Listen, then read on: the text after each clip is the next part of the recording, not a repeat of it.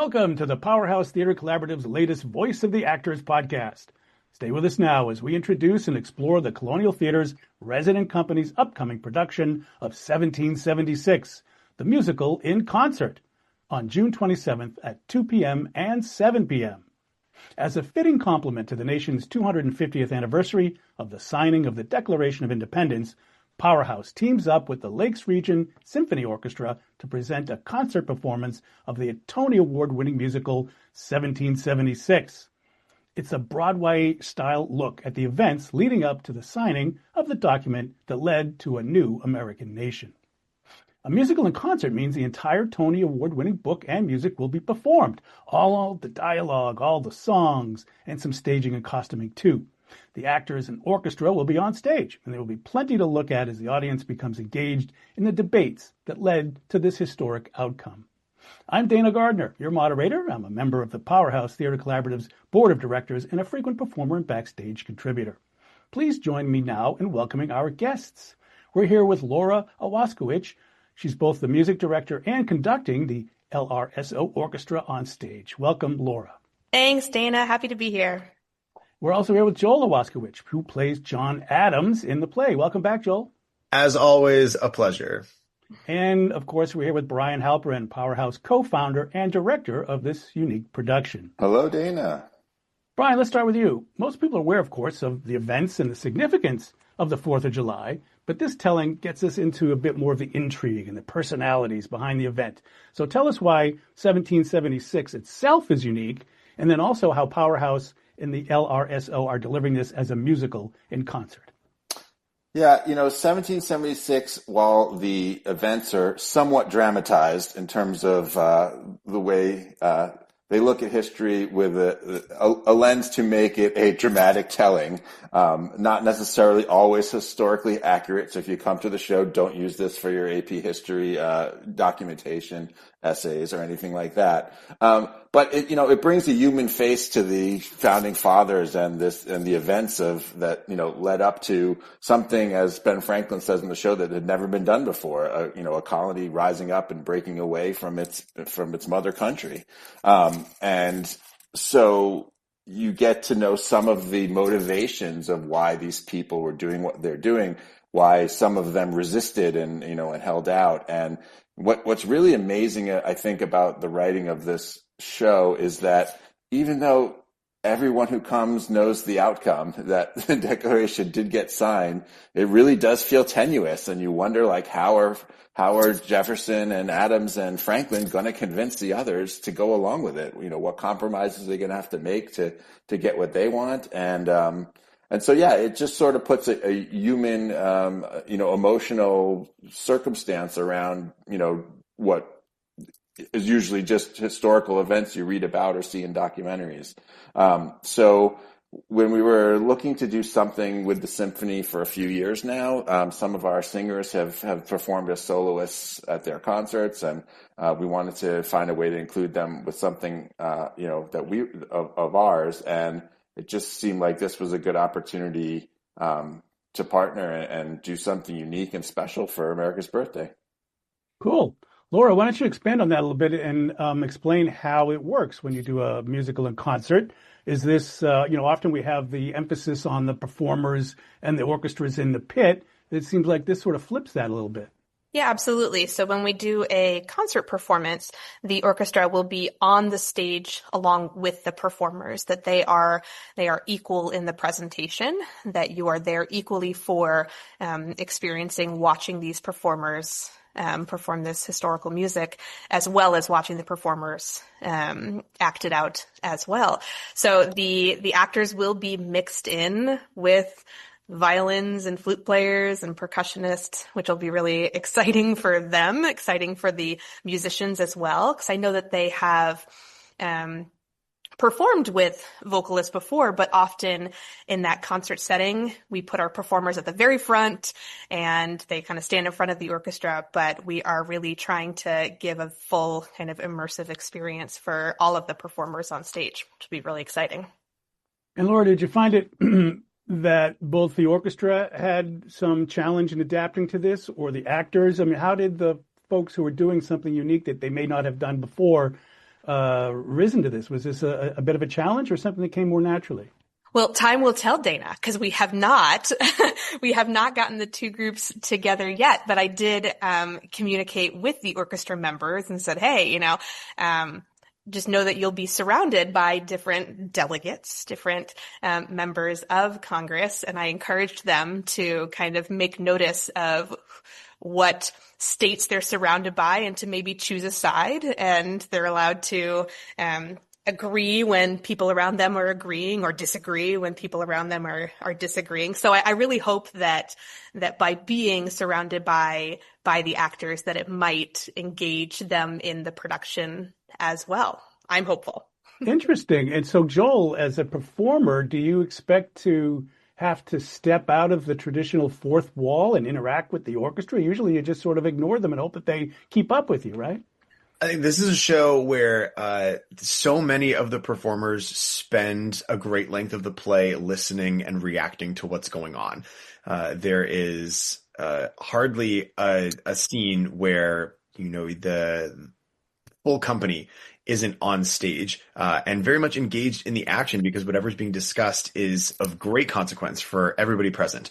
So I think, even if someone has not spoken a line of dialogue in 20 minutes, they're totally tuned in to what's happening. So I think it's going to be really natural for the orchestra to be engaged in that way as well. And I think for us as performers, it's going to provide an exciting opportunity to suddenly have our environment augmented by, this other, normally you think of heading into tech and all of a sudden you just have a lot more set pieces. Well, now we're going to have a lot more, human bodies that are actually able to engage with us. And I think the presence on stage is going to be quite electrifying. I can't wait for it. Yes, and at Powerhouse in the Colonial Theater, the historic Colonial Theater, the typical musical is either produced through tracks or a recorded musical accompaniment, or we have a smaller ensemble of maybe 8 or fewer musicians. But this is a full orchestra. As a performer, as a singer, as someone who needs to bring this all into a whole greater than the sum of the parts, how important and powerful is having a full orchestra at your disposal? It is rare. It is so uncommon for a contemporary theater performer in New Hampshire to have this opportunity, even at theaters that continue to utilize live, pit orchestras or live bands. So often, due to logistical and spacing needs, that ensemble of musicians is relegated to a loft or a space in the wings, or, traditionally the pit down in front of the stage. So to actually be performing on stage with this, multi-instrumental body right next to us is truly gonna rock our world. I think when we get in for the Sitzprobe and for our dress rehearsals, we're about to experience kind of like a seismic event, in that our performance is going to be shaken up to a really enormous degree, in that all of a sudden, like, the sound that we're hearing isn't just coming out of the speakers, but truly all around us. Like Laura said, someone's playing a flute part and you're like, oh my God, that's happening right next to me. And I don't think anyone in our company has experienced that before, in performing a live play. So I think there's going to be really quite a thrill. And I imagine it's kind of like, rising tides lift all boats. I think everybody is really going to surge as a result. Nice. Now, let me give you a little personal perspective. I saw 1776. It wasn't the musical. It was the straight performance back in 1976, when the country was celebrating its bicentennial. I was still in high school, and a very great rendition of this was brought to our school. They went and toured around different schools in the country at the time. It was quite a celebration. And I remember being very emotionally engaged with this performance. And yeah, I knew the story, but there was something quite stirring about patriotism and involvement. And I should imagine that with a full orchestra will really resonate, that I think people will be profoundly affected. Laura, how many people are in this orchestra? And do you think that emotional multiplier effect with this being a powerful story and an orchestra will deliver?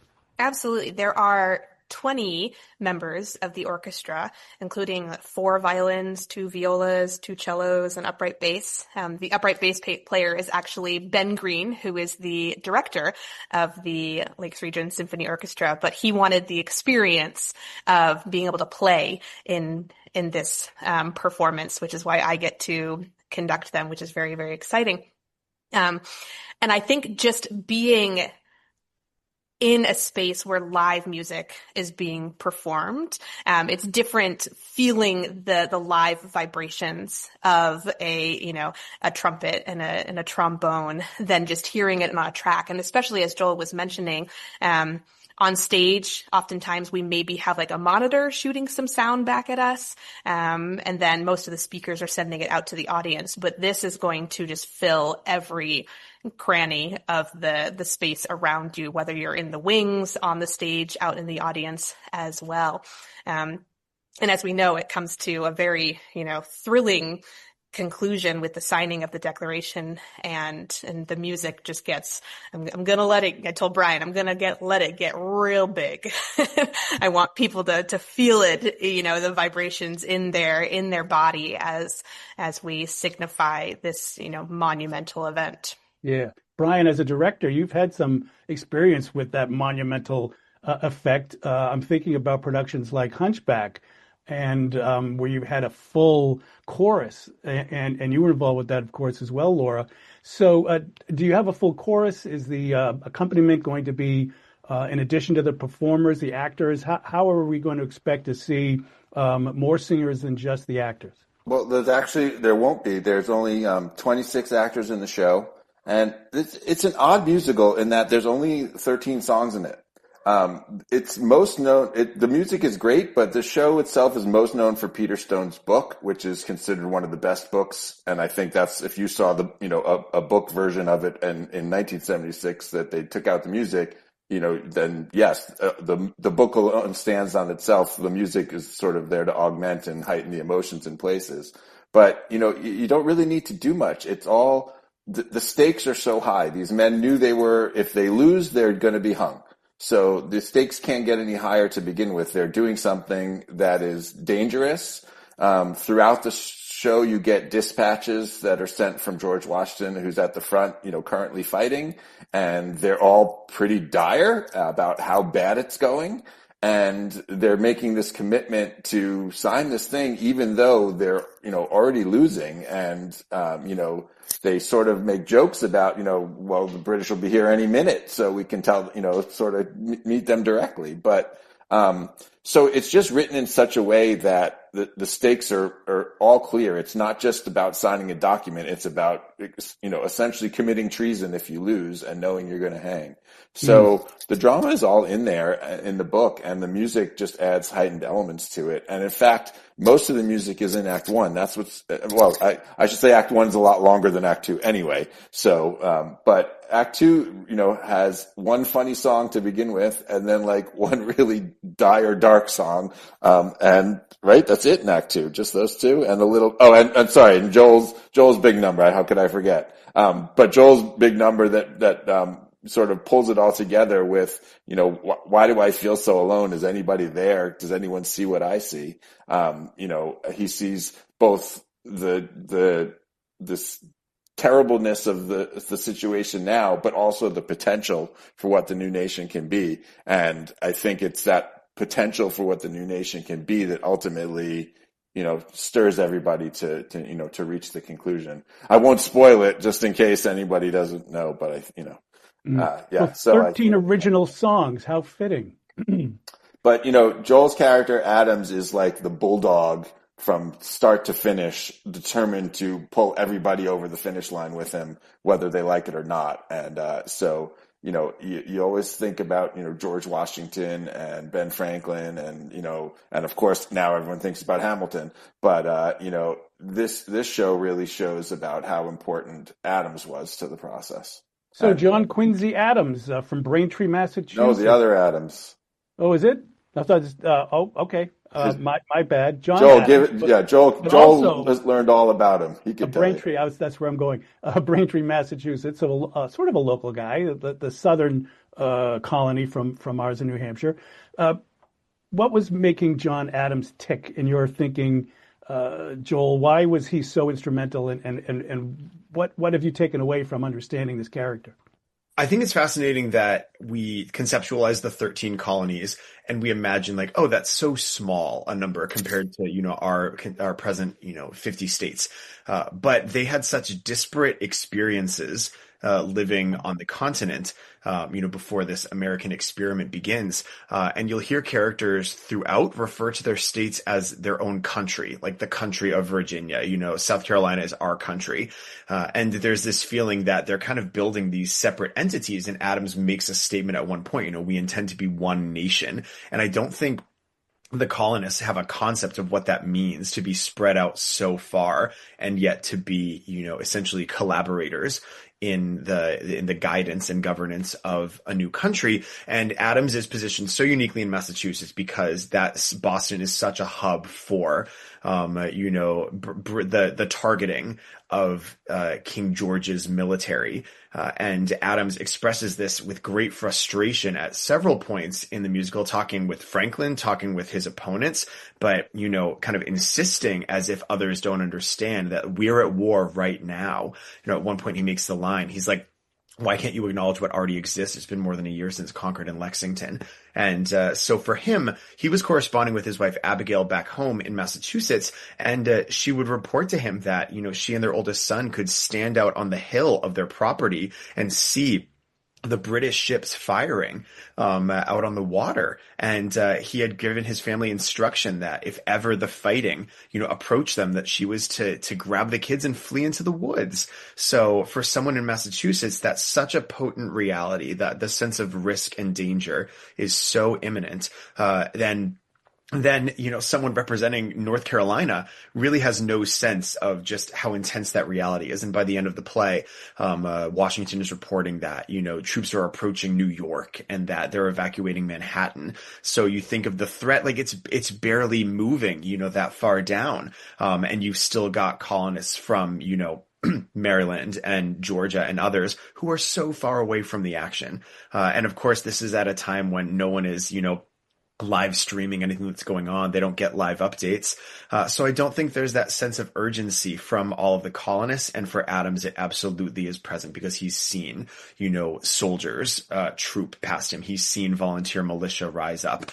He's seen the death of his neighbors as part of this conflict. And for him, it's just such it's such a present moment where he knows we have no time to lose because everything is at stake, and for him it's at stake in his backyard. Yeah.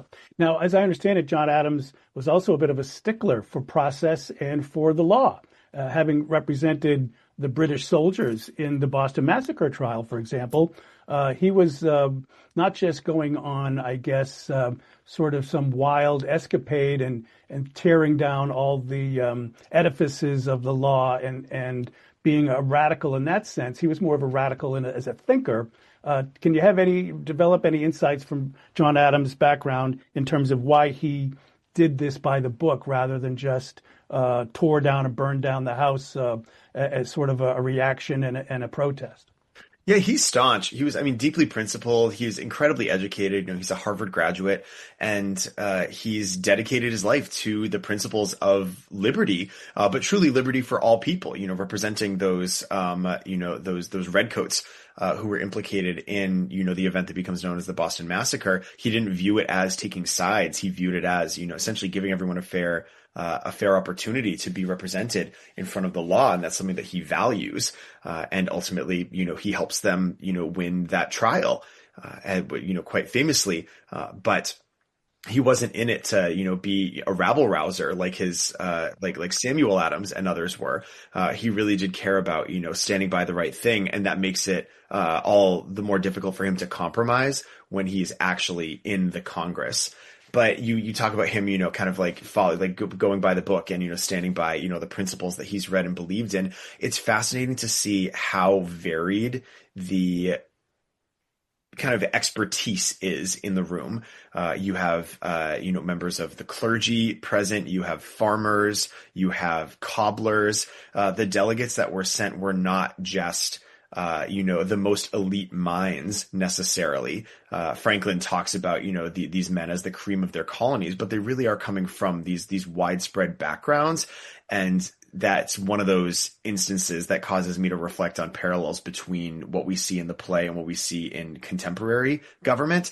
And of course, the show was written back in 1969, and times have changed markedly since then, but also a lot is the same. And so that idea that the people who are present are not all of the same mind, they haven't all been educated or informed in the same way. Franklin mentions at some point that the people have read Thomas Paine, but the Congress hasn't necessarily done the same. And so you really see that these people are being informed by their own lived experiences. They're being informed by the information that they've taken in, and by their own sense of value. And we continue to see that kind of be the beauty of like the American, legislative tapestry, and also like the great frustration of it is that, it's so difficult for people to see eye to eye. And, Adams struggles with that just as much, whereas he expects everybody to understand. Like he's literally asking at the end, does anybody see what I see? He's like, who else is looking through my eyes? And people are begging him to either see it from their point or to find that middle ground. And it's not easy. Makes for a good play and, quite a challenging human experience. Cool. Brian, we've got an opportunity to reacquaint people with the Founding Fathers at an opportune time, 250 years after the fact. We have a powerful musical experience. We have the beautiful venue. What else should people expect when they come to see the show on the 27th of June? I mean, so much of everything in our world is polarizing right now. And I think, this is an opportunity for sort of a shared dramatic musical history lesson with, some poetic license taken by the authors, to come together in our community. And, we may be in a bit of a rocky place now, but it also started in a bit of a rocky place. And there's been a lot of rocky things in between. And,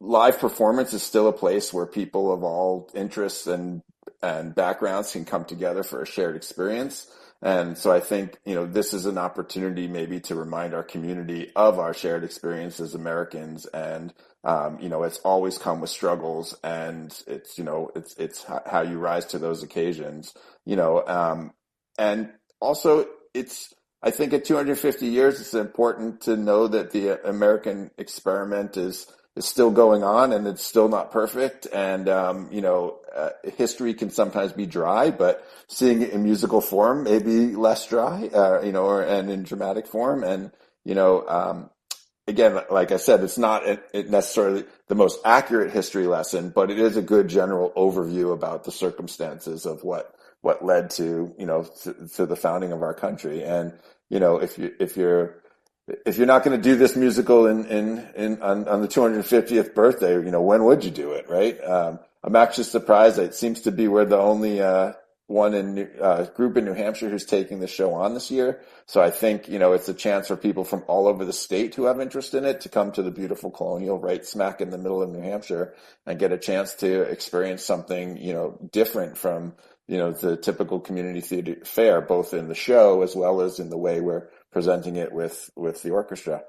So we're really thankful that the Lakes Region Symphony Orchestra, sort of signed on to this. And we're especially glad that Laura was able to take charge of this, because as she mentioned, we have such a limited time with them that having somebody who's been in our rehearsals and know how she taught the music to the cast will be much easier for her to train the orchestra to match us, what we've already been working on, rather than sometimes you come together with a band and a pit band in a musical, and they've been rehearsing on their own, and you get together and it's like, oh gosh, we need to figure everything out. But Laura is going to be the glue that puts both of those pieces together. Joel? We've also got music coming in from Powerhouse's resident, kind of musical theater choir, Power Chords, presenting, patriotic anthems and medleys. It was really neat. The other day we were rehearsing at the church across the way, and we were running the show downstairs, and then upstairs in the sanctuary, Power Chords was practicing. And at one point I stepped outside for a breather in between scenes. Adams isn't off stage much at all. So I take my chances to go ahead and catch a breath. But I could hear, wafting out of the windows, of the church, were, these patriotic songs, being sung by power chords. And then I could still see through the windows downstairs the folks running the show. And there was something really poignant about that. Just thinking of, okay, like this is a multi-generational experience. We're all arriving really with our own distinct sense of American identity and relationship to the country and its history. That tension is on full display within the play, but it's really special to feel like there's a reason for, kind of relishing in and finding comfort in the harmony of this moment too. So I can't wait to hear all of these, constituent parts coming together and really, augmenting the whole thing. Yeah. Laura, last word to you. It sounds like what we have here is for those people who are history buffs, a musical treat, and for those who love musicals, maybe a historical treat. But it also occurs to me that children, kids might benefit. I remember when I first saw this at 16, as I said, it left a very powerful impression. So a little bit for everyone on this one, yes? Yes, absolutely. I mean, our children are already marching around our house singing the music of 1776. What other 7-year-old do you know that's singing 1776? But it's so interesting the number of people that have approached us and said, oh my goodness, I was raised on the music from this show. I listened to this. It was my family's favorite and I learned it in elementary school. I can't wait to see it.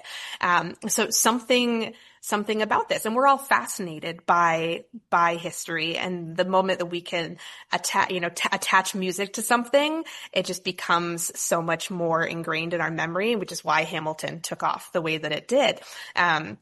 Because, we can remember it so much more when it kind of gets into our soul. And, that's what the arts do, right? When we see it performed in front of us, when we hear it sung. So I think our children are coming to the matinee performance. So we know at least they'll be as young as 7 years old in the audience. And I imagine that we will have people from every decade beyond that as well. I think one just thing to add on that is it's not a dry history lesson by any means. There's a lot of humor in the show, even though the stakes are so high and it is very dramatic. Ben Franklin is hysterically funny and he's bawdy and he wants to go drinking and partying with ladies of the night. I mean, there's humor in it throughout, and the men also make fun of each other. Like Congress isn't just arguing, it's teasing each other too. So it's really, I think that's again why the book is so well known as a great example of musical theater writing, because it's really got all elements of, and there's a love story too. I mean, Abigail Adams and John Adams have several instances together where they're sort of reciting their letters, but sort of in their heads, and and it's clear the love between the two of them. There's love. Martha Jefferson's the only other female character, and she and Thomas are incredibly in love in the play. So it's got love, it's got humor, it's got drama. It really, all the elements are there for a great time. Well, very good. I'm afraid we'll have to leave it there. You've been listening to New Hampshire's Powerhouse Theater Collaborative's latest Voice of the Actors podcast. And we've learned about the upcoming production of 1776, a musical in concert on June 27th at 2 p.m. and 7 p.m. at Central New Hampshire's Colonial Theater at 609 Main Street in beautiful downtown Laconia. What's coming up next with Powerhouse, Brian? Well, we're already working on Shrek the Musical, which is our big summer musical with a cast of 61, I think, August 7th through 9th. And it's also it's a very different piece to 1776, but it's a really fun way to spend our summer working on silly songs and comedy in the swamp. Very good. And now a big thank you to today's guests. We've been here with Laura Owaskowicz, both music director and conducting the LRSO Orchestra on stage. Thank you, Laura. Thank you, Dana. My pleasure. We've also been here with Joel Owaskowicz, plays John Adams in this production. Thank you, Joel. You're here. And Brian Halperin, co-founder of Powerhouse and director of this unique production. Thank you, Brian. Thanks, Dana. Remember, tickets are on sale now at the Powerhouse Theater Collaborative's website, as well as the Colonial Theater's box office in Laconia. Go to these unique sites, the Colonial or Powerhouse, for your tickets, not those overpriced imposters. And also get involved yourself as an actor behind the scenes or as a supporter of the many upcoming Powerhouse Theater collaborative productions. Until next time, we appreciate you joining us. Thanks and bye.